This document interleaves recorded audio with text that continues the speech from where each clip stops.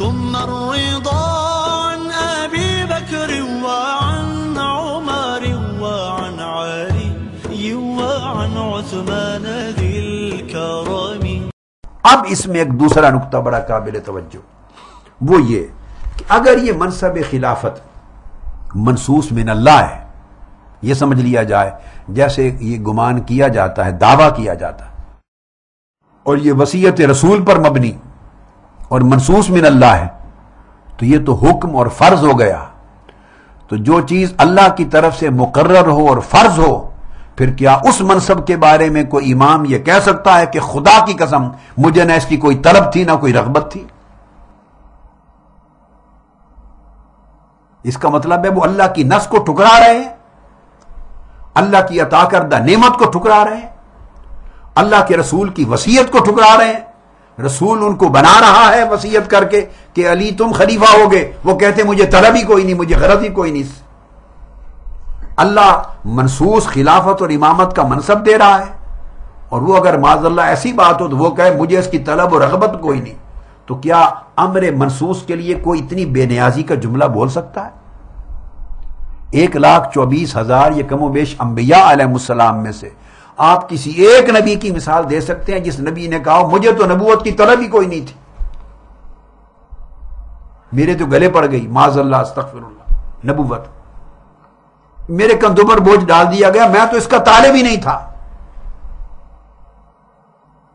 کیا 314 رسولوں میں سے کوئی ایک رسول آپ دکھا سکتے ہیں جس رسول نے یہ کہا ایسا کلمہ کہ خدا کی قسم مجھے تو رسالت کی کوئی طلب اور حرص اور غرض ہی نہیں تھی، یہ تو میرے گلے پڑ گئی معاذ اللہ استغفر اللہ.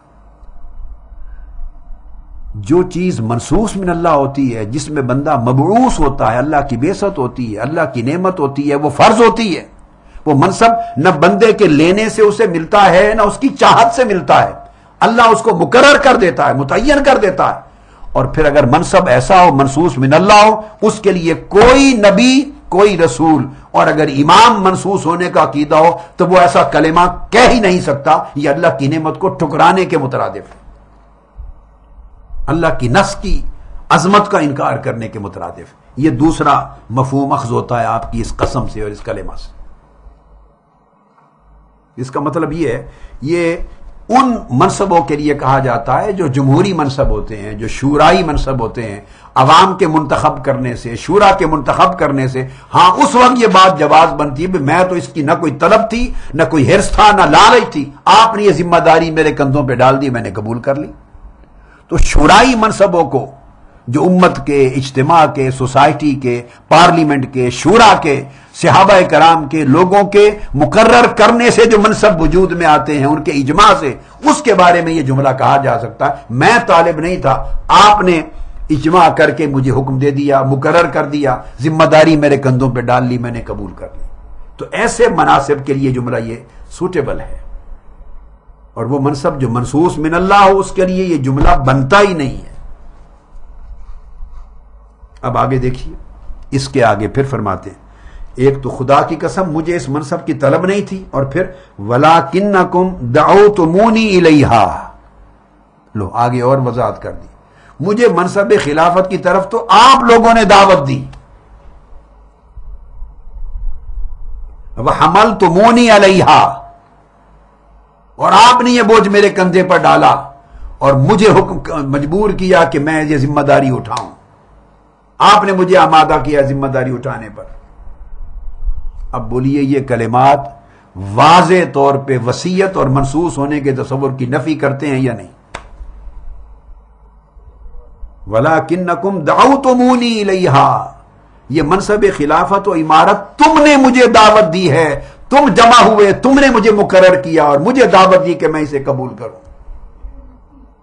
اگر یہ صحابہ کرام اور مہاجرین و انصار کی شورا سے کے ذریعے خلافت و امامت کی تعیین اور تقرر نہ ہوتا اور حضور کی وصیت سے ہونا ہوا ہوتا تو مولا علی شیر خدا یہ کہتے، پھر کہتے کہ میں تو طالب نہیں تھا مگر رسول اللہ نے اپنی وصیت کے ذریعے حکم فرما دیا، اب تو انکار کی میری مجال نہیں، میں کیا کروں. یہ کہنا چاہیے تھا مجھے رسول اللہ نے اپنی وصیت سے حکم فرما دیا اور میں مجبور ہو گیا.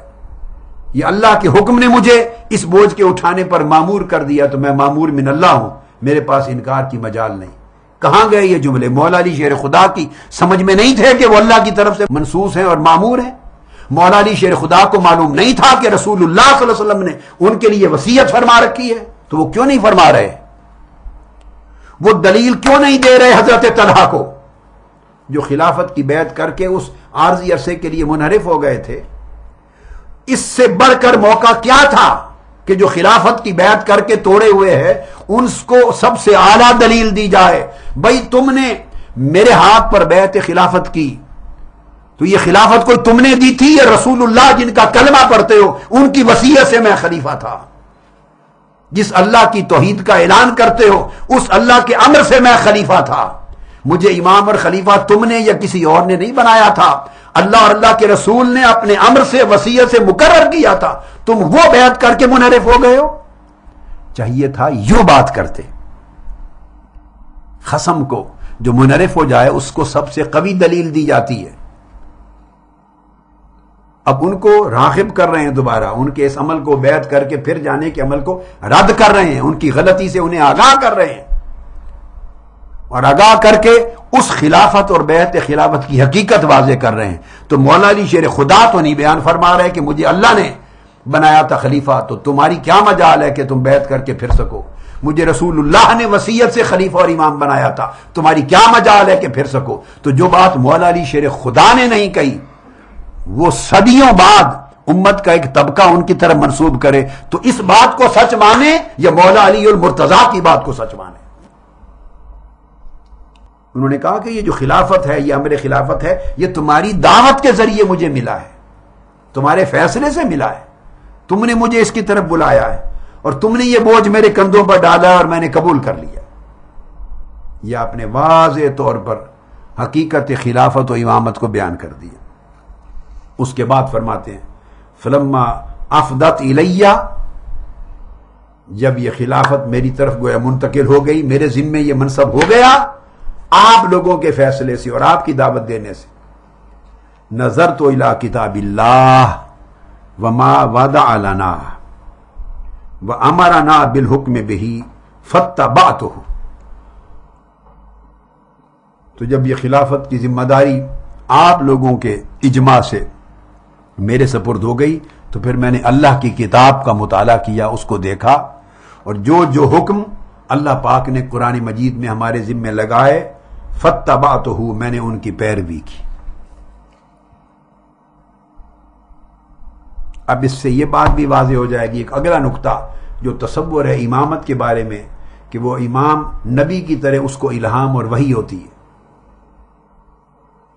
یا قرآن و سنت کے علاوہ ہٹ کر امام کو براہ راست بھی اللہ سے وحی کی مانند یا ملتی جلتی ایک الہام اور وحی ہوتا ہے اور اس کی روشنی میں وہ بات کرتا ہے۔ یہ بات بھی رد کر دی ہے مولا علی شیر خدا نے۔ ان تمام ائمہ اطہار اہل بیت ہوں یا خلفاء ہوں یا امراء ہوں یا محدثین ہوں یا اولیاء ہوں، سب تابع ہیں قرآن اور سنت نبوی کے۔ کسی نے دعویٰ نہیں کیا کہ ہٹ کر نبوت کی، نبی کی وحی کی مانند ہمیں اللہ تعالیٰ ڈائریکٹلی کوئی اور ہدایت دیتا ہے، نہیں، استغفر اللہ العظیم۔ اب دیکھیے مولا علی شیر خدا کا اپنا خطبہ ہے، فرمایا نظرت الی کتاب اللہ وما وضع لنا وامرنا بالحکم بہ فاتبعتہ، پھر میں نے سب سے پہلے قرآن مجید میں نظر کی، جو احکام، جو واجبات، جو اوامر قرآن مجید میں ملے ہمارے لیے بیان کر دیے گئے تھے امر، پھر میں نے ان کی پیروی کی۔ نمبر 2، وَمَسْتَنَّ النَّبِيُّ صلی اللہ تعالی علیہ وآلہ وسلم فَاقْتَدَيْتُهُ، اس کے بعد میں نے سنت رسول صلی اللہ علیہ وآلہ وسلم کو دیکھا، تو جو کچھ سنت رسول سے مجھے ملا یہ میرا دوسرا سورس آف گائیڈنس تھا، یہ رہنمائی اور گائیڈنس کا دوسرا مصدر ہے، تو فَاقْتَدَيْتُهُ، تو میں نے اس کی اقتداء کی۔ اگر آپ نہج البلاغہ کے مولا علی شیر خدا کے ان خطبات پہ اگر یقین کر لیں، ایمان لائیں اور اعتقاد رکھ لیں تو اہل سنت اور اہل تشیع میں دیکھیے فاصلے کتنے کم ہو جاتے، اس طرح قریب آ جائیں گے، بس نام کے 2 مسلک رہ جائیں گے۔ ہر کوئی اپنے اپنے طریقے سے نماز پڑھے گا، مگر درمیان میں ایمان اور کفر کی جنگ ختم ہو جائے گی،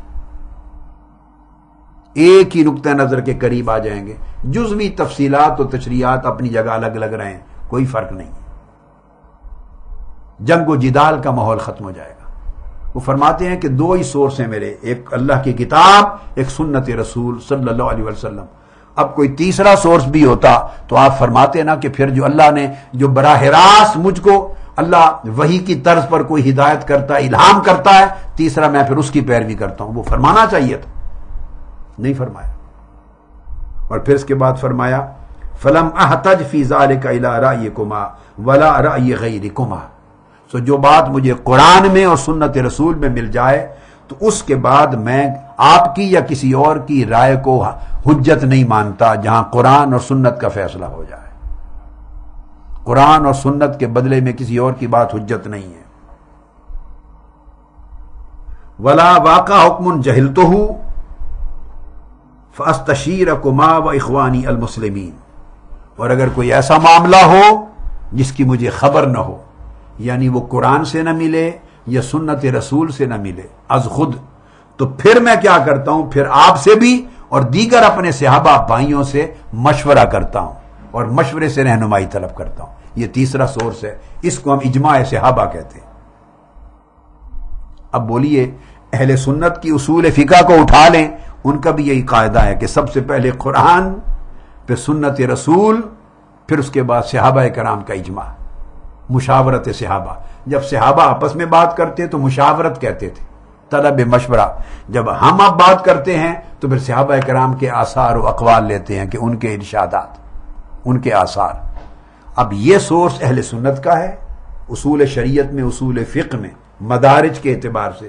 اس کے بعد پھر اجتہاد اور قیاس آتے ہیں۔ اب یہی تین چیزیں مولا علی شیر خدا نے نہج البلاغہ کے اندر خود بیان کی۔ درج نہج البلاغہ میں انہوں نے حضرت طلحہ حضرت زبیر سے خطاب کرتے ہوئے یہ سورس بیان کیا، ایک اور خطبہ میں بھی بیان، کئی اور جگہوں پر بھی بیان کیا۔ اب آپ انداز فرما لیجیے۔ اور اس کو بیان کیا کہ پھر میں مشورہ کرتا ہوں اس میں، تم دونوں سے بھی اور دیگر صحابہ سے جو میرے بھائی ہیں ان سے مشورہ کرتا ہوں۔ اس کا مطلب یہ ہوا، ثابت ہو گیا کہ امور خلافت مشورہ پہ چلتے ہیں۔ اب یہ بھی جو مخصوص عقیدہ امامت و خلافت ہے اس کے خلاف ہو گئی بات۔ اس میں تو ہے امر خلافت چونکہ منصوص اور مامور من اللہ ہے، لہذا امام کسی کے مشورے کا پابند نہیں ہوتا، نہ مشورہ کرتا ہے، وہ اللہ سے رہنمائی لیتا ہے۔ مولا علی شیر خدا نے اس کی عقیدے کی بھی نفی کر دی، فرمایا پہلے قرآن سے لیتا ہوں، پھر سنت رسول سے لیتا ہوں، اگر دونوں میں نہ ملے تو پھر اپنے بھائیوں سے، صحابہ کرام سے مشورہ کر کے اس مشورے سے رہنمائی لیتا ہوں۔ That's it. یہی سیدنا فاروق اعظم رضی اللہ تعالیٰ عنہ کے فرمودات ملتے ہیں۔ آپ سیاستہ کو اٹھا کے دیکھیے، ترمذی، جامع ترمذی دیکھیے، سنن نسائی دیکھیے۔ یہی آقا علیہ السلام نے حضرت معاذ ابن جبل کو تعلیم کی تھی، یہی ابو موسیٰ اشعری رضی اللہ تعالیٰ عنہ کو تعلیم دی تھی، یہی قاضی شریح کو خط گیا تھا، سیدنا فاروق اعظم کے خطوط اور ارشادات ہیں، یہی جمیع صحابہ کرام کے، یہی سیدنا صدیق اکبر کے، تمام خلفائے راشدین کا طریقہ اور ترتیب اخذ ہدایت کی یہی رہی جو مولا علی شیر خدا نے کی۔ مولا علی شیر خدا کے عقیدہ اور خلفائے ثلاثہ کے عقیدہ میں ایک رتی کے کروڑویں حصے کا بھی فرق نہ تھا۔ اب یہ قول تھا مولا علی شیر خدا کا کرم اللہ وجہ الکریم کا۔ اب اس کے بعد اگلا قول آ جاتا ہے اور دلیل، وہ سیدنا مولا علی المرتضیٰ ایک اور مقام پر ارشاد فرماتے ہیں۔ اب نہج البلاغہ کا خطبہ نمبر 92 اب کوٹ کر رہا ہوں۔ یہ جو بیان کیا تھا ابھی، یہ نہج البلاغہ کا وہ کلام تھا نمبر 200۔